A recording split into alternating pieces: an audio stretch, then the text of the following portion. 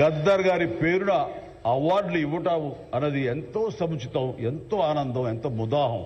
అలాంటి నిర్ణయం తీసుకున్నటువంటి మా ముఖ్యమంత్రి రేవంత్ రెడ్డి గారికి, వారి సహచర్యులకి నేను మనస్ఫూర్తిగా నా హృదయ ధన్యవాదాలు ఈ సభాముఖంగా తెలియజేస్తున్నాను.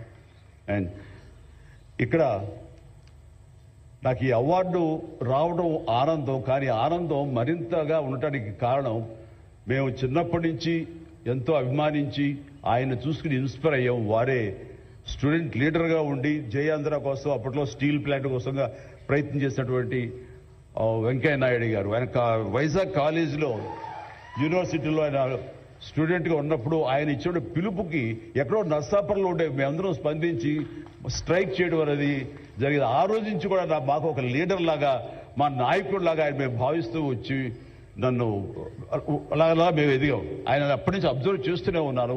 ఆయన వాగ్ధాటికి నేను పెద్ద ఫ్యాన్ని. ఆయన మాట్లాడే మాటలు అలాగా నోరు వెళ్ళగట్టి చూస్తుంటాను. ఇప్పుడు కూడా అదే ఎదురు చూస్తాను. ఆయన ఎంత ఓపికగా మాట్లాడుతారో తెలియదు, కానీ డెఫినెట్గా అలరిస్తారంటూ ఎలాంటి సందేహం లేదు.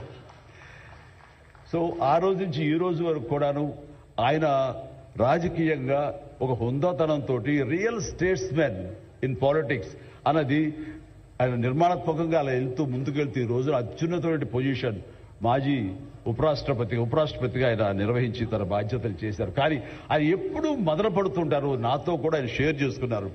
రాజకీయాలు రాను రాను ఇలాగా దుర్భాషలతోటి, వ్యక్తిగత విమర్శలతోటి ఇలా దిగజారిపోతున్నాయి చిరంజీవి గారు. ఇది కాదు, ఇది ఆ హుందాతనం ఉండాలి. ఉండి కూడా ఎన్ని సాధించాం మేము.